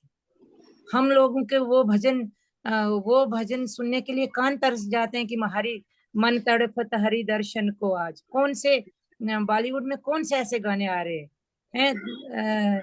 और मेरा भजन, जो बॉलीवुड में पहले पुराने भजन थे, जब भजन डालते थे तो बहुत से भजन आते, आजकल वो बिल्कुल खत्म हो गया था, आउट ऑफ फैशन। मैं देखती थी कि टीवी पे भी अगर सीरियल्स भी आ रहे हैं, हिंदी कैरेक्टर हैं, पीछे से म्यूजिक मौला मौला अल्लाह अल्लाह लग रहा है। मुझे उससे कोई प्रॉब्लम नहीं है, लेकिन मैं बोल रही हूँ कि ये जो भजन, ये जो भक्ति मोमेंट का था, वो खत्म हो चुका था। हमारी यंग जनरेशन तो अपने आप को अशेम्ड, शर्मसार फील करती थी अगर वो भगवान के भजन गाएंगे तो। वो बाबा, वो कौन से, वो कैसा कैसा संगीत है जो हमें याद ही नहीं रहता। आजकल का वो ऐसा संगीत हो गया था कि जिसके लिरिक्स आपको याद ही नहीं रहते, बस शोर शराबा याद रहता।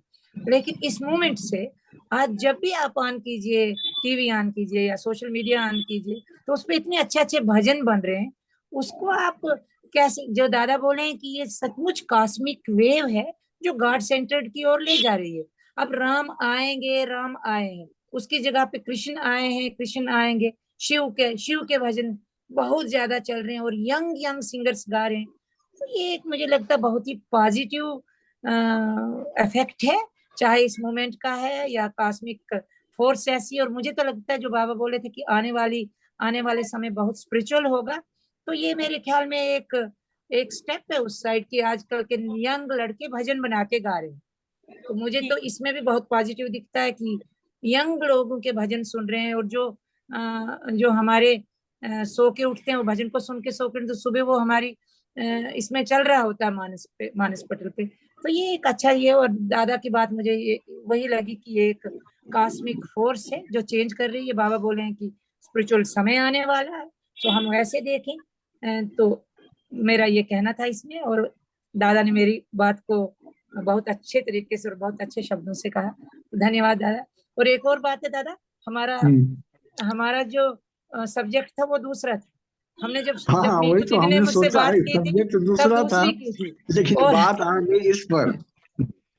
और मीटिंग से पहले उन्होंने मुझे फोन किया तो दूसरा सब्जेक्ट दिया, बोली दावोस में जो इकोनॉमिक फोरम चल रहा है उसके बारे में बात करेंगे। हाँ मैंने हाँ कहा मीतू दीदी मैं उतना तो नहीं जानती, लेकिन अगर आप उस पर कोई क्वेश्चन पूछेंगी तो हम प्राउड के पर्सपेक्टिव से बात कर सकते हैं। फिर वो भी हाँ छूट गया, ये भी छूट गया, और राम मंदिर बीच में आया। हमने सोचा था 5 मिनट में राम मंदिर खत्म हो जाएगा, लेकिन राम मंदिर इतनी ज्यादा 500 साल की कहानी है दादा, तो ये मिटने वाली नहीं है ये। और इसलिए चलिए उस पे, ये अच्छा हुआ या ठीक हुआ या नहीं हुआ, हमको ये बात करनी चाहिए पब्लिक में या नहीं, लेकिन नहीं नहीं हुई है तो ठीक है। ठीक ही है। अरे हाँ, कुछ चर्चा कम से कम हो गई। हाँ हम्म। हाँ जी जी जी। तो क्योंकि अब आगे बोल रहे हैं कि ज्ञान व्यापिका का ये, तो मैं कहती हूँ कि हम लोगों को तो सोचना चाहिए कि एक सेंटिमेंट है, तो ट्रुथ एंड रिकंसिलेशन की एक कमेटी बननी चाहिए। उसमें 2-3 मंदिर जो जो हिंदू की इतनी आस्था है उनको छोड़ देना चाहिए, और बाकी मस्जिदों का सिक्योरिटी होनी चाहिए। अब सब लोग सब तोड़ना और बनाना, तोड़ना और बनाना, ये तो कहीं भी खत्म होने वाला नहीं है। नहीं नहीं, वो तो कहीं खत्म होने वाला नहीं है, लेकिन जो एक ये धरोहर 2-3 है जगहें हैं जिन और पे बहुत ज्यादा बिलीफ है एक कम्युनिटी हाँ, का। और आस्था कुचली गई है, तो उसकी कुचली प्रतिक्रिया गई तो कुछ होगी ही, वो तो होगी स्वाभाविक भी। है ना। हाँ, तो बिल्कुल हम लोगों को इतना भी आस्था रैशनल नहीं कुचली होना गई है। चाहिए कि हाँ हवा में ही उड़ तो जाए हमारे सेंटिमेंट। हाँ, तो जब नवजागरण होता है तो स्वाभाविक रूप में प्रतिक्रिया होती है, और वो तो बिल्कुल है, होगी। हाँ बिल्कुल हाँ, तो हम जी लोगों को इस पर बहुत ज्यादा हिंदू मुस्लिम को लेकर चलना नहीं है, बिल्कुल लेकिन यह एक पूरे भारतीय परिप्रेक्ष्य में हमको देखना है कि भारत की संस्कृति रही है, जो आध्यात्मिक परंपरा रही है, उस आध्यात्मिक परंपरा को किस तरह कुचलने की कोशिश की गई, और उसकी प्रतिक्रिया में यदि इस तरह की बातें होती हैं तो वह अस्वाभाविक नहीं है, क्योंकि यदि भारत में यह प्रयास मंदिर बनाने का होता है तो यह उनकी आस्था को कुचला नहीं जा रहा। जी हमारे आनंद मार्ग में, चर्या चर्च में कहा गया है कि किसी की आस्था को कुचलना जो है वह माना जाएगा कि तुमने आनंद मार्ग पर चोट की है। बिल्कुल बिल्कुल दादा बिल्कुल। तो आनंद मार्ग की दृष्टि से हम किसी की आस्था को कुचलते नहीं हैं, हमारी जो आस्था कुचली गई है उसकी यह स्वाभाविक प्रतिक्रिया है। बिल्कुल। जी जी और मुझे तो लगता है दादा, जो टू द पेट्रियाटिज्म में बाबा ने लिखा है कि जब तक नेशन बनती है, एक नेशन बनती है, उसके अगेंस्ट एक सेंटिमेंट होता है, तब लोग इकट्ठे होते हैं। इंडिया में बहुत देर से कोई सेंटिमेंट बना नहीं है, इसलिए इंडिया में नेशन बनी नहीं है। पहले ये सेंटिमेंट था, फिर उससे अगेंस्ट में फिर मुसलमानों का 2 नेशन थ्योरी आ गई। तो हाँ, मुझे लगता है कि अब ये जो है ये एक सेंटिमेंट बन रहा है और एक नेशन बन बन रही रहा है, है। अब ये हाँ, सेंटिमेंट तो बन रहा है, सेंटिमेंट बन रहा है, तो हम अगर टू द बन रहा है। पेट्रियट पढ़ेंगे तो उसमें देखेंगे कि ये स्वाभाविक है और बनना भी चाहिए, और हमको इसको हाँ समझना चाहिए। हाँ हाँ जी जी। बिल्कुल दादा। और मैं आपके दर्शन हुए, मैं बहुत खुश हूँ। अरे, तुम्हारी सुपारी जो है हमको अभी भी याद है मंजुला, बहुत दिन नहीं तुम्हारी दादा, मैं सुपारी हम आपके लिए सुपारी हर साल भेजना चाहती हूँ, कोई मिलता नहीं है। देखिए ना, आज भी सुपारी का हार्वेस्ट हो रहा है, तो मैं किसके हाथ में भेजूं, कैसे भेजूं, कोई ये नहीं तो मैं बहुत खुश थी कि किसी ने, लेकिन भेजूं किसके साथ, अब आजकल आते नहीं है, डीएमएस में आते नहीं। जरूर दादा, मुझे कोई भी मिलेगा कभी भी तो मैं आपके लिए अच्छी सी सुपारी भेजूंगी। हाँ दीदी, आप भेज दीजिएगा सुपारी, तब तक मैं दादा के लिए गाजर का हलवा लेके आई हूँ आज। बिल्कुल ठीक। हाँ, मैं ठीक है दीदी, नमस्कार ठीक दीदी। है। कविता नमस्कार अग्रवाल नमस्कार दीदी से भी रिक्वेस्ट करूंगी कि दीदी आप जुड़ी हैं तो कुछ इस पे अपने विचार रखिए। प्रभा अग्रवाल दीदी प्लीज। नमस्कार दीदी, आई एम इन द जा फ्लाइट, रही है। सो आप मीटिंग करिए। ठीक है। बाकी लोग अपना म्यूट कर दें प्लीज। सुनो ना, थोड़ा वो दीदी आप फ्रिज म्यूट के कर ऊपर में दीजिए टिफिन का डब्बा रख। दीदी I am in the flight at the moment, so I अच्छा will be just listening. It might take off any time now. ठीक है, तो फिर कोई बात नहीं।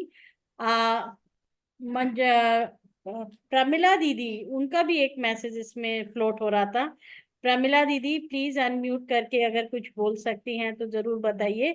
आपको कैसा लगा ये जो राम मंदिर का मूवमेंट हुआ पूरा, प्रमिला दीदी?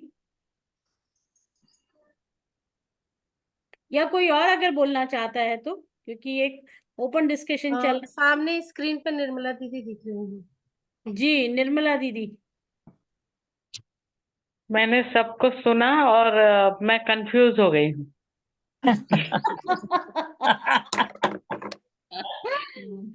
तो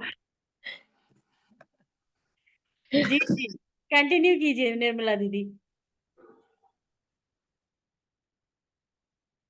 आपकी वॉइस नहीं आ रही दीदी,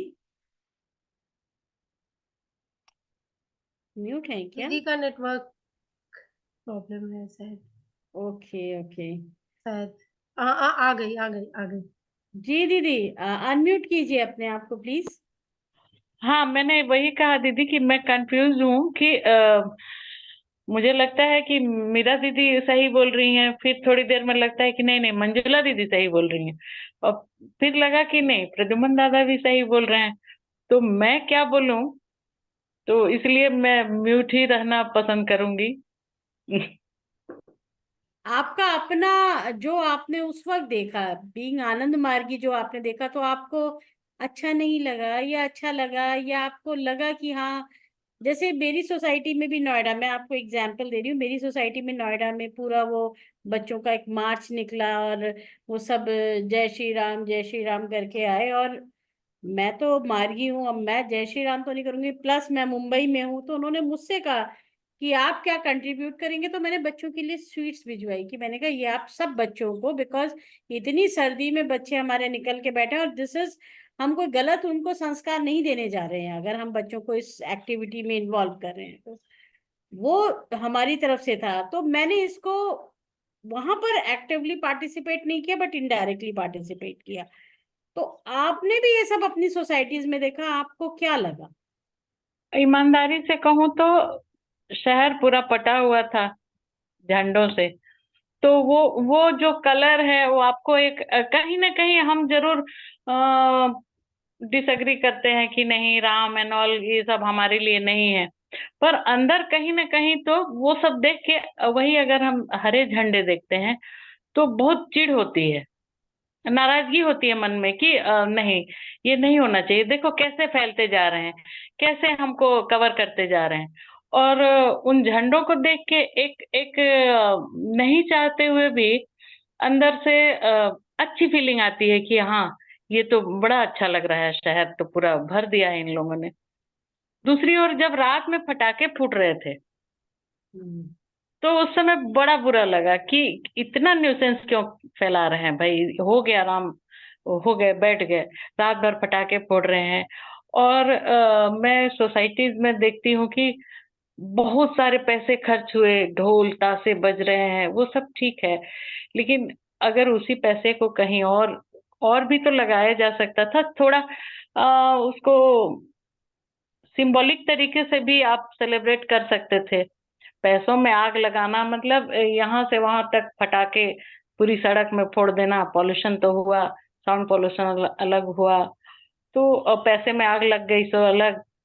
तो वो सब चीजें मुझे कहीं ना कहीं अच्छी नहीं लगी, लेकिन ठीक है, लोगों का सेंटिमेंट है दीदी, आप कुछ नहीं कर सकते।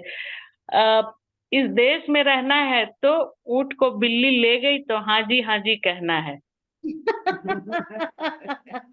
बिल्कुल सही, बहुत अच्छी मिसाल दी थी आपने। जी दीदी, बहुत ही सुंदर। मैं आपसे बिल्कुल एग्री करती हूँ, क्योंकि मेरा भी इन्हीं सारी चीजों से मेरा रिएक्शन था जो कि आप बोल रही हैं। मुझे पागलपन से रिएक्शन था, जो कि जैसे कि पटाखों को आपने बोला कि लोग पटाखे छोड़ना शुरू कर दिए। चाहे वो, मैं ये नहीं कह रही कि चाहे वो किसी भी संदर्भ में हो, चाहे आप विवाह के संदर्भ में छोड़े, चाहे आप राम जन्मभूमि पे, चाहे अगर अगर इस्लाम का भी कुछ, तो मुझे है कि पर्यावरण को ऑलरेडी हमने इतना डिस्ट्रॉय किया है, इतना बर्बाद किया है, प्रकृति खुद रिपेयर कर रही है। लेकिन अगेन अगर इसके नाम पे हम नहीं मानने के लिए तैयार हो रहे हैं और करें तो वो चीज से मैं भी आपसे इत्तेफाक रखती हूँ। मेरा एक्सट्रीमिस्ट है कोई भी चीज हो, लेकिन बैलेंस वे में, जैसा कि दादा बोले या मंजरा दीदी बोले कि किसी के सेंटिमेंट को तो डेफिनेटली सेंटिमेंट अपनी जगह पे है, पागलपन नहीं होना चाहिए। जी जी। और जो मुझे इसमें बुरा लगा वो ये कि जो पूरा प्रोग्राम था वो kind of pomp and show हो गया, बड़े हेलो बड़े स्टार्स को लेकर आए। जी दादा। हेलो। हाँ हेलो। हाँ, हम कहना चाहते थे कि जी दादा। एक बात हम लोगों को समझना चाहिए कि लोक रुचि जो है ना, वह एक दिन में शिष्ट नहीं बनती है। एक लंबा प्रोसेस इसका होता है कि आज थोड़ा सा कहीं कहीं लगता होगा कि लोक रुचि जो है वो पूरी तरह से एक जंगलीपन की तरह अपने को व्यक्त कर रहा है। जी वो स्वाभाविक है और वह धीरे धीरे धीरे धीरे एक शिष्ट तरीका जो है वो अपनाएगा, क्योंकि अभी तो वह बिल्कुल नया है ना। देखती नहीं हो कि किसी किसी अवसर पर बहुत ज्यादा जब खुशी का अवसर होता है तो आदमी पागल की तरह चिल्ला उठता है। जी जी। जी दादा। हाँ, लेकिन फिर उसको लोक रुचि को शिष्ट होने में कुछ वक्त लगता है। जी दादा। तो हम लोग जो हैं, हम लोगों का काम क्या है?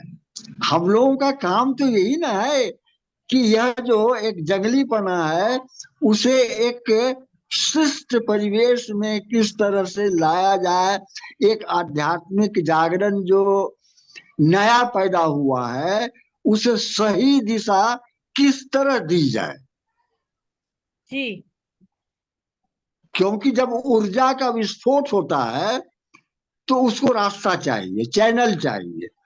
वो चैनल नहीं रहेगा तो बर्बाद करेगा, वो चैनल रहेगा तो सारी ऊर्जा जो है वो चैनल में प्रवाहित हो जाएगी। तो हम लोग जो आनंद मार्गी हैं उसी चैनल का काम करने के लिए हम लोगों को बाबा ने नियुक्त किया है कि चैनल बना। ऊर्जा का विस्फोट बुरा नहीं है, अच्छी चीज है, लेकिन उस ऊर्जा को चैनल दो, चैनल दो। जी दादा। दादा हैट्स ऑफ टू यू। आप इतने पॉजिटिवली हर चीज को ले रहे हैं, हमें तो बहुत कुछ सीखना है आपसे। हम छोटी छोटी बात को लेके रोने लग जाते हैं, वहां ये हुआ हुआ, बट इतनी पॉजिटिवली उसको लेना, इतना नेचुरल लेना, ह्यूमन बिहेवियर को इतना अच्छा समझना, ये बहुत समय लगेगा हमें भी वहां पर पहुंचने के लिए। बट बहुत बहुत सही बोला दादा आपने कि हमें उसको चैनलाइज करना होगा। ये बड़ी स्वाभाविक है कि जो वहां पे जो चीजें भी हुई वो सब होना था, वो रिएक्शन आना एक बड़ा स्वाभाविक चीज थी। हमें उसे एक्सेप्ट करना पड़ेगा और हमारी मेहनत अब बढ़ गई है कि हम उसको कैसे अध्यात्म के रास्ते पर लेकर आए, उस पर थोड़ा वर्क करना पड़ेगा। तो अब मीरा दीदी, what next? Should we conclude the program here? दादाजी का अगर अगर आज्ञा कोई हो जाए। और कुछ ऐड ऑन करना चाहते हैं, हमारे बीच में यंग जनरेशन है, नुपुर दीदी है, सुप्रिया दीदी है, तो ये लोग अगर कुछ अपना आउटपुट देना चाहते हैं तो दे सकते हैं। अश्विनी दीदी है। जी दीदी, सुप्रिया बोल रही हूँ। नमस्कार सभी को।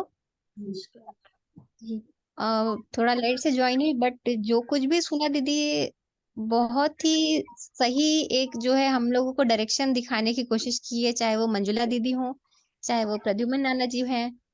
क्योंकि हम क्या करते हैं, हम एज एन आनंद मार्गी जब हम सोचते हैं तो हमारी सबसे पहले थॉट ये आती है कि बाबा ने राम के बारे में क्या कहा है, और हम क्या करते हैं, तुरंत जाते हैं कॉपी पेस्ट करते हैं। राम राम तो एक्चुअली है ही नहीं, राम तो स्टोरी है। हम ये तुरंत कॉपी पेस्ट करके सबको बांटना चालू करते हैं, जबकि ये तरीका एज एन आनंद मार्गी इट इज रॉन्ग। क्योंकि हम क्या कर रहे हैं, उनकी जो सेंटिमेंट्स हैं, उनकी जो भावनाएं हैं, उसको हम वैल्यू नहीं दे रहे हैं। We are in a way hurting them, जो कि सही नहीं है। उसको हम लोग को किस तरह से हैंडल करना है ये मंजुला दीदी ने भी बताया है और प्रद्युमन नाना जी भी ने भी बताया है। तो हम लोगों को वो चीजें समझनी होंगी, तभी हम लोग समाज के साथ में रह सकते हैं, तभी हम लोग आनंद मार्ग की आइडियोलॉजी है वो उन लोगों के बीच में सही तरीके से रख सकते हैं, उनको अपने साथ लेकर चल सकते हैं। बस इतना ही कहना है मुझे। धन्यवाद। जी थैंक यू। बहुत ही वैल्यूएबल कंट्रीब्यूशन है सुप्रिया दीदी आपका। बहुत सही जगह आपने हिट किया है कि ये जो हो रहा है हमें उसको कैसे टेक अप कर रहे हैं। और अगर कोई और जैसे नूतन दीदी हैं, डॉक्टर अश्वनी हैं, if anybody wants to come out with their own opinion तो वी वेलकम देम। हमारे बीच में नूपुर नूपुर दीदी है, अगर she wants to share something. Nupur दीदी, welcome to the forum. Actually मुझे समझ नहीं आ रहा कि इस टॉपिक पे मैं क्या बोलूं, बट मुझे जो चीज ठीक नहीं लगी वो मैं बोलना चाहूंगी। I don't know that is perfect और नॉट। ये जो चीजें हुई हैं उसमें से कई चीजें डिस्ट्रॉय भी हुई हैं इस वजह से, टेम्पल बनाने के चक्कर में। क्योंकि ऐसा यूट्यूब पे देखा, I don't know that is fact और नॉट, कि कई लोगों के घर भी तोड़ दिए गए हैं उस चीज को परफेक्टली क्रिएट करने के चक्कर में। I don't know this is true और नॉट, ऐसा हुआ है। और इसमें मुझे जो फीलिंग्स आ रही है कि ये ज्यादातर पॉलिटिकल चीज को इवोक करने के पर्पस से किया गया। दैट इज नॉट गुड, वो चीज सही नहीं है। अगर इस सेंटिमेंट से आप लोगों को कैश कर रहे हो, लोगों के सेंटिमेंट्स के साथ उसको यूज कर रहे हो, that is wrong. What I want to say, जो नूपुर दीदी बोल रही हैं, मेरा भी वही कहना था कि रॉन्ग तरीके से लोगों के सेंटिमेंट के साथ अगर आप खेल रहे हैं तो वो सही नहीं है। अगर इसके साथ साथ सही मंशा हो तो बहुत अच्छी बात है। लोगों के सेंटिमेंट को सही डायरेक्शन में अगर आप सोचते हैं तो बिल्कुल सही है, लेकिन ऐसा तो नहीं कहीं कि आप उनके सेंटिमेंट को भुना रहे हैं अपने पॉलिटिकल एजेंडा के लिए। तो वो मेरा भी नूपुर दीदी से मेरा भी मैं एग्री करती हूँ। जी जी जी बिल्कुल सही कह रही हैं दीदी आप भी कि इसको भुलाया गया है सेंटिमेंट को। और अगर इसको बहुत ही जेनरस वे में किया जाता, कॉज अगर ठीक है तो अगर इसको जेनरस वे में किया जाता तो थोड़ा ज्यादा अच्छा लगता ये। तो कहीं ना कहीं इसकी शक्ल उस वजह से खराब भी हुई थी। तो और किसी और का कुछ कहना हो तो प्लीज सामने माइक अनम्यूट कीजिए अपना।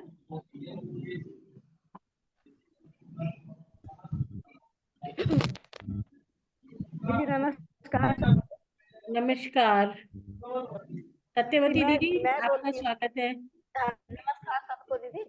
मैं बोलती दीदी, ध्यान मंदिर हमारा जो है उसके, नमस्कार, ध्यान मंदिर हमारा है आनंद मार्ग का, उसके बारे में इस टाइप का कुछ होगा तो हम क्या करेंगे? तोड़ा जाए तो हम क्या चुपचाप रहेंगे? लड़ मरेंगे। लड़ मरेंगे ना। तो वही राम मंदिर के लिए भी होना चाहिए दीदी, वो हमारी कल्चर है। जी वो जी हमारी कल्चर है दीदी, तो हम उसके लिए लड़ मरेंगे तो राम मंदिर के लिए लड़ मरेंगे हम लोग, क्योंकि वो हमारी कल्चर है दीदी। और हमारे सन्यासी दादा वहाँ पर शेल्टर लेते हैं दीदी अपना काम आगे बढ़ाने के लिए। तो वो सब हमको देखना पड़ेगा कि उसका यूज कितना है। और एक प्लेटफॉर्म मिला है हम आम आदमियों को बात करने के लिए, क्योंकि बाबा ने बिल्कुल बजा दिया था, तो हम उस पर आगे बढ़े, काम करें। और जहाँ तक सवाल है मुस्लिम आइडियोलॉजी का, तो उसमें तो कोई दमखम है नहीं, तो उसके लिए हम क्यों हाथ पैर मारे? मेरा उतना ही कहना है। जी जी बिल्कुल दुरुस्त आइडियोलॉजी फरमाया मतलब नहीं दीदी है कि उनका। कब तक हम थप्पड़ खाते रहेंगे उनके अपने मुंह पर? कब तक पिटते रहेंगे हम उनसे? तो मैं तो इसी में मैं यही पसंद करती हूँ कि जो मेरे गाल पर थप्पड़ मारता है तो मैं भी उसको एक मारूं।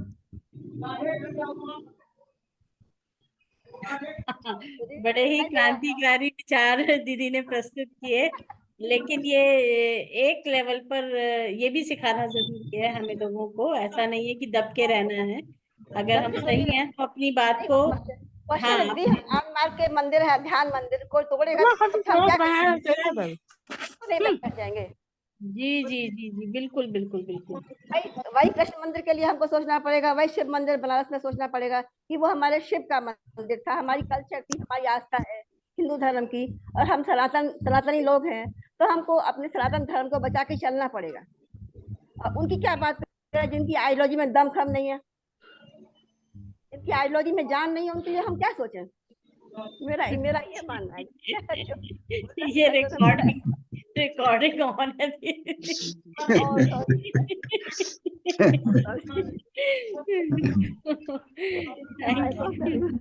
Thank you very much. यही सेंटिमेंट अभी मेजॉरिटी के हैं जो दीदी बोल रही।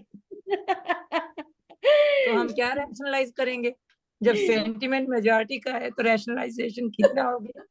करेक्ट। मुझे तो सबसे मजा आ गया सत्यवती दीदी का सुन करके, सीधा डंडा उठाओ भगाओ इनकी।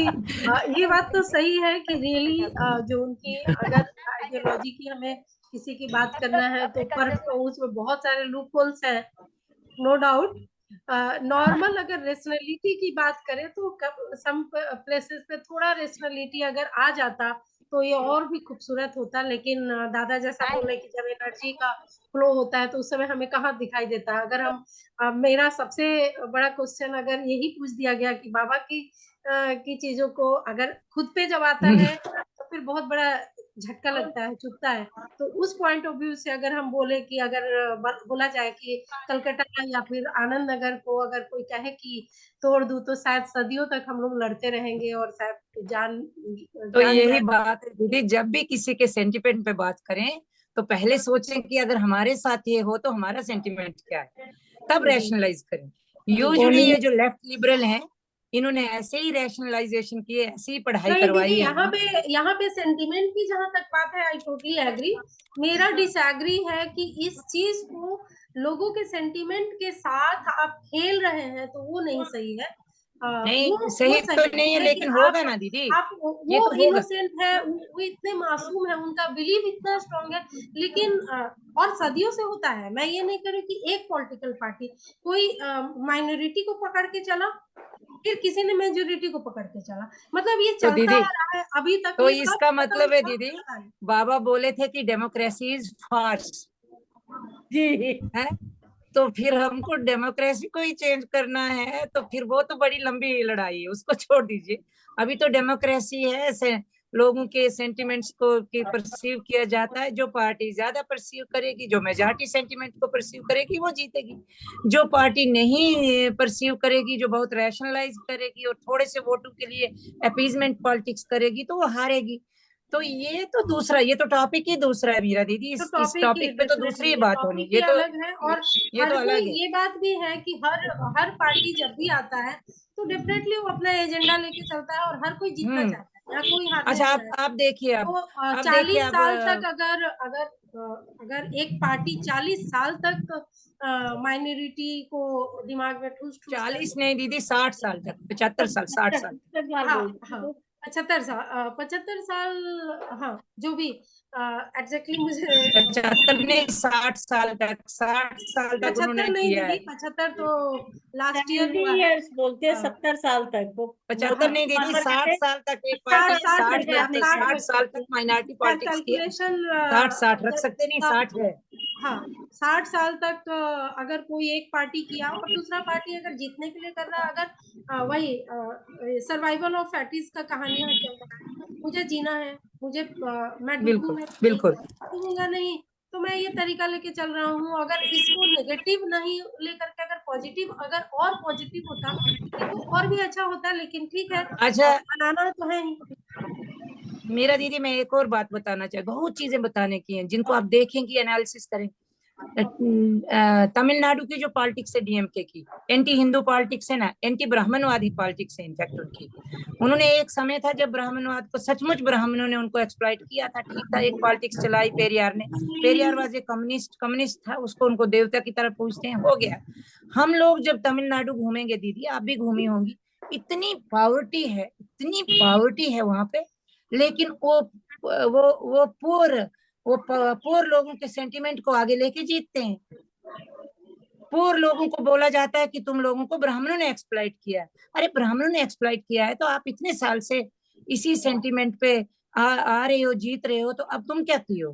कुछ आप नहीं क्या किया। आप तमिलनाडु के एग्जैक्टली विलेजेस में जाइए, जितनी पॉवर्टी और जितनी बैकवर्डनेस तमिलनाडु में है उतनी आपको दिखेगी नहीं। कर्नाटक में तो नहीं दिखेगी। कर्नाटक में भी ये जब मिली जुली ये गवर्नमेंट आती तो होता है, सब काम बंद हो गए हैं कर्नाटक में भी। आप जो डेवलपमेंट किए हैं वो तो छोड़िए, लेकिन तमिलनाडु का क्या है, एंटी ब्राह्मणवाद का सेंटिमेंट था, उसी पे पार्टीज जीत रही हैं।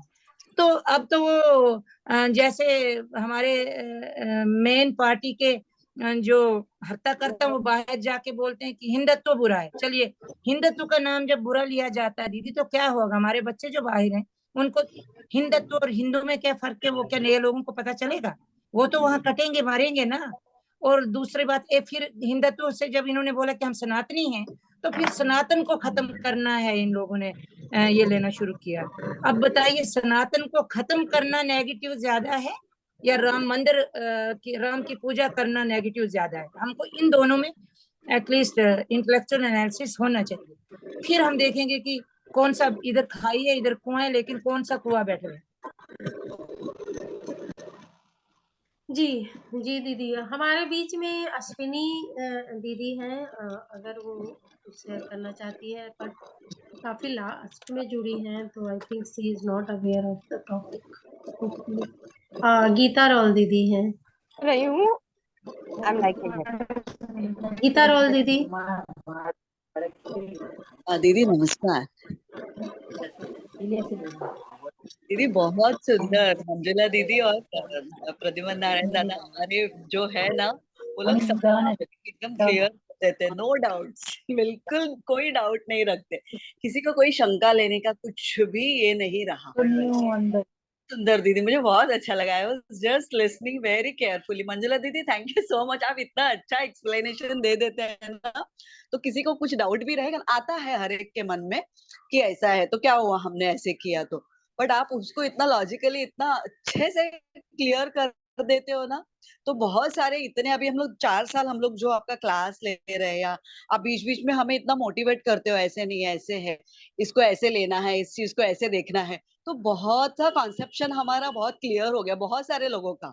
मेरी भी बहुत सारे मार्गी लोगों के साथ बातें होती है तो हम यही पॉइंट आपके आगे रखते हैं, तो हमारा थोड़ा कॉलर टाइट हो जाता है। दीदी थैंक यू सो मच, आप बहुत अच्छे से गाइड करते हो, थैंक्स अ लॉट।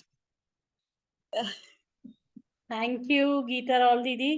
जो आपके विचार हैं शायद हम सभी के विचार हैं ये, और बहुत ही अच्छा आज का हम लोगों का ये टॉपिक। सिमिलरली हमारा प्रद्युम्न नारायण दादा भी इतना रैशनल उनका कंट्रीब्यूशन रहता है कि हम लोगों के पास कुछ जवाब नहीं होता है, और कुछ ऐसे एग्जाम्पल देते हैं कि वो भी काफी पॉजिटिव एनर्जी देता है, तो आपका एक माइंड में जो क्वेश्चन चल रहा होता है तो एक शांति आती है कि ठीक है, दिस इज पॉजिटिव, आपको उसको नेगेटिव नहीं देखने की जरूरत है, पॉजिटिव देखने की जरूरत है। तो मेरे मन में बहुत सारे प्रश्न डेफिनेटली थे कि मैं बहुत डिफरेंट पर्सपेक्टिव में देख रही थी कि इस तरीके का अगर होगा तो कल को पता चला हार्ड कोर एक थॉट आएगा, तो पता चला कि हम ही लोगों को कहा जाए कि आपका पूजा तो रॉन्ग है, आप तो पूरे सनातन को डिस्ट्रॉय कर रहे हो, और आप ही लोगों को रोक दिया जाए, तो वो एक माइंड में फियर आता है कि क्या एक्सट्रीमिस्ट अच्छा होगा अगर बहुत एक्सट्रीमिस्ट आ जाए तो। बट अगर पॉजिटिवली देखें तो डेफिनेटली अगर भक्ति का वेव है, जैसा कि दादा देख पा रहे हैं या मंगला दीदी देख पा रहे हैं, तो वो वेव है तो डेफिनेटली पॉजिटिव है और अच्छा। आज तुमने हमको सोने नहीं दिया मेरा।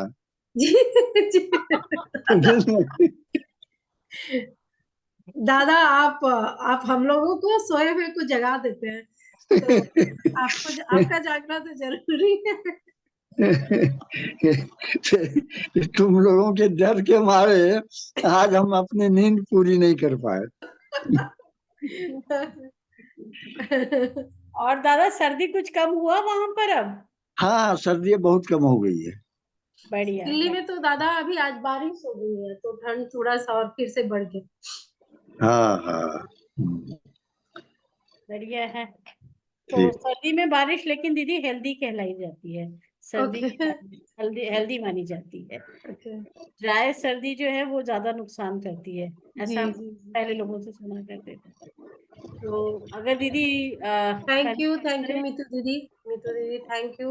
आप मुझे नहीं, मैं आपको थैंक यू बोलती हूँ कि आप लोग सब सपोर्ट में खड़े होते हैं। जीपीएफ अगर चल रहा है तो आप लोग सबके स्ट्रॉन्ग सपोर्ट के कारण, प्रवीण दादा का ब्लेसिंग, मंजुला दीदी का अथक प्रयास, और हर क्लास के लिए अगर वो अवेलेबल नहीं होती तो शायद पता नहीं हम लोग ढूंढ रहे होते कहाँ। और हम लोगों की पिलर हैं, 2-3 लोग हैं, उनके कारण हम लोगों का हिम्मत बना रहता है।